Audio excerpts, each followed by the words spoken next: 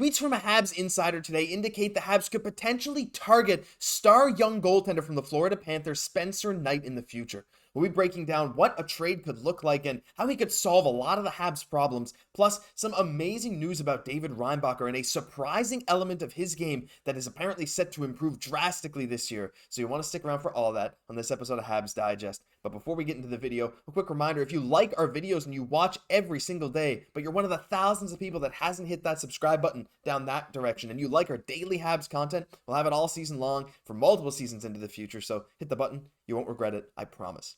Let's head into this, Jesse. We got to talk a bit about David Reinbacher. We want to talk first about a bit of a David Reinbacher comparison that we saw from his coach in the NL. So, according to Grav, he tweeted, this is just a quote from the Sick podcast with Tony Marinaro, from David Reinbacher's NL coach in Switzerland, quote, "I coach Jeff Petry. He's rangy defenseman, moves the puck exceptionally well. His defensive abilities are solid when talking about David Reinbacher's NHL comparable."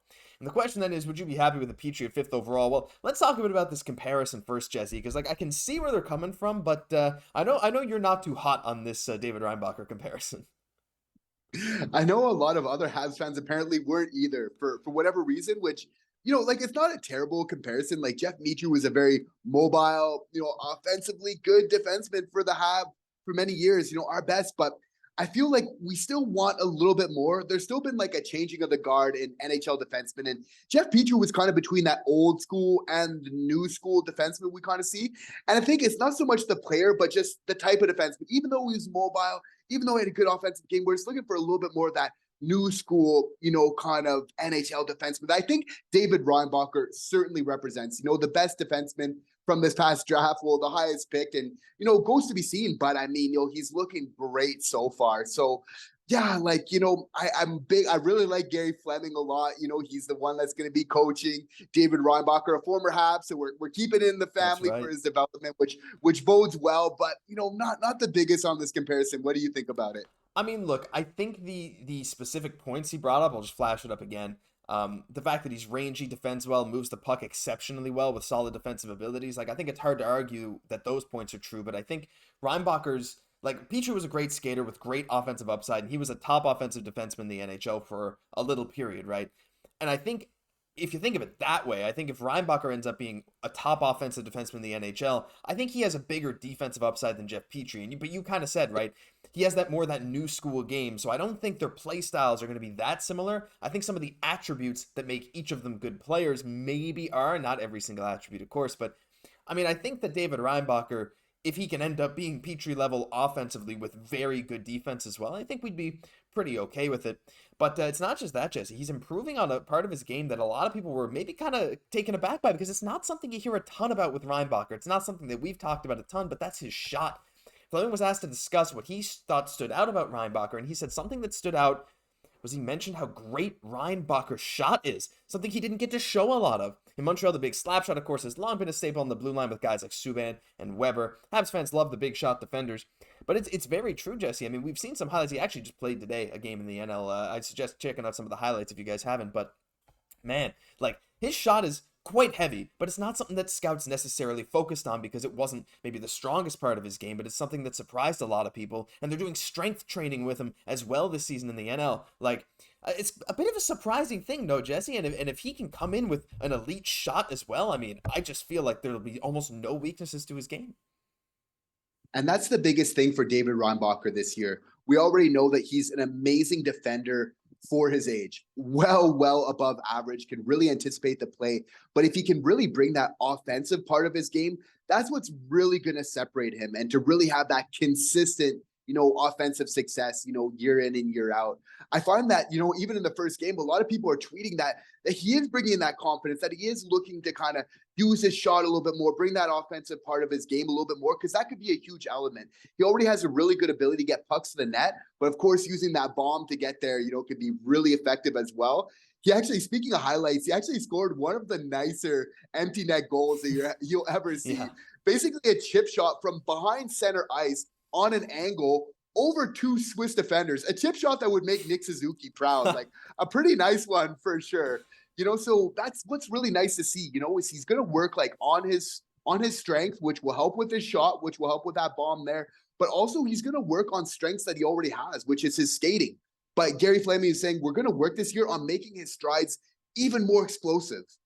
Now, just imagine that he's already such a great, skater, and then taking the time to work on that even more, coming over to the Canadiens, an even better skater, even more ability to get around the ice quicker. That would just be amazing to see. I mean, he's already showing so many flashes of greatness. I mean, and again, think about it this way. At the age of 18, you're getting compared to a guy in Jeff Petry who was one of the top NHL offensive defensemen for years in the NHL, especially with the Habs. It's like, to get those comps at 18 years old, showing that kind of promise, it's really, really crazy. And yeah, I mean, we can't help but be very excited for David Reinbacher as his season is now underway, which is awesome too.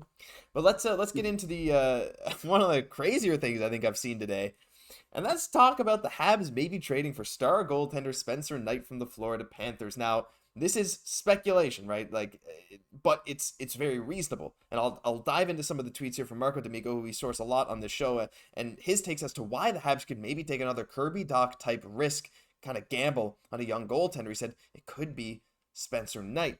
Now, a lot of you might be thinking, look, Spencer Knight, he's a 22-year-old goalie for the Florida Panthers. He's put up about 900 save percentage across the AHL and NHL throughout his career, but he's been playing in the NHL on and off since 19 years old.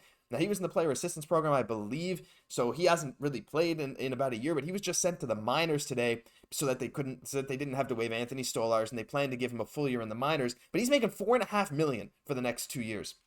But Marco D'Amico kind of explains why that can maybe hamper the Florida Panthers' plans in the long term. He played his NCAA years for Boston College, Kent Hughes special, well, at least, around the Kent Hughes special, same age as the core and the 2019 draft. The price tag is pretty high, but it could push him out because of Sergei Bobrovsky's no movement clause. The Panthers have $28 million in projected cap space in the 2024-25 season. They have a lot of young guys like Lindell, Forsling, and Montour they still need to sign. So, Jesse, if someone like a Spencer Knight really puts the Panthers in a cap crunch and they want to, make their contention window, they might have no choice but to ship him out because of Bobrovsky's contract. And I think in that world, maybe say next offseason, I think Kent Hughes could make a serious bid for Spencer Knight. Well, as long as Sergei Bobrovsky's on the case over in Florida, you know that Spencer Knight, he's going to be looking for his opportunities. It's coming sooner than later. Sergei, he's 35 right now, but we've seen sometimes some goalies play till they're much, 37, 38. It's not out the realm of possibility. Like you said, it's the KU special in a lot of ways, not only the NCAA, connection, but the age, just the pedigree, just everything else, right? So he's somebody that could really grow with this team. Obviously, it could be ideal for the Habs in a lot of ways. You have to feel like by the end of this year, the Habs are going to make a serious decision on their future. We're looking at Montembeault. We're happy with what he's done, but for me, it's like Montembeault still needs to have a good year this year. He still needs to show that consistency. In my mind, I'm not completely set. He could be a very good backup, but for me, he had a good season last year, but I want to see him be consistent, have another good year. And we definitely need to be keeping our options open. I think, the 1A is very much something that this team needs to figure out. He could fill this role so well for this team, but of course, this would be a very hard deal to pull off. You got to feel like, okay, we're in the same conference. Florida's not going to want to do us any favors at all. But at the same time, it's, they don't have the most space. They might need to do something. We're just a team that has tons of prospects. Maybe they want to bolster their defense a little bit. We have some good prospects, some picks as well to maybe make this happen. So I think that, sooner than later, we really need to make a decision on our goaltending going forward. Yeah, and I mean, if the Habs could land, that's a big thing. If, right, someone like a Spencer Knight with so much promise, it could really solve a lot of their problems. But again, the question comes down to, would Florida do this? And I don't think they have any intention to. I think, again, the only way they trade someone like a Spencer Knight, who they gave a 3-year, $4.5 million average annual value contract to at the age of 21, the only way they move him, I think, is if they really get into a cap crunch and they feel like they don't have any other choice. And even in that case, I think they're going to ask for a high price. I think, say come next offseason, Kent Hughes asks and the Panthers are like, maybe, yeah, I think we might be looking to move on from Spencer Knight or something. Say he has a down year in the AHL. I think they'd ask for at least a first-round pick, maybe a third-round pick as well. Someone like a Jakub Dobeš, one of the Habs' top goalie prospects, and maybe another prospect of their choosing, right? I think the price would be extremely steep for someone like a Knight, but and I don't even think he's necessarily going to be available. But if he's available, do you kind of just throw the money at him, throw the prospects at him to try and get a guy like that, because guys like him performing at his age for a goalie are extremely rare to come by. Yeah, well, it's one of the most important things that this team really needs to figure out. We're doing great defensively, but still just getting that star power up front and then also in net is it's going to be huge for this team. So I think you definitely have to look at those options. If it's within the realm of possibility, if it's reasonable, absolutely you need to do this. This is so important, for this team to get our 1A in the future. I will put you on the spot a little bit, Josh. I know that this is your boy here.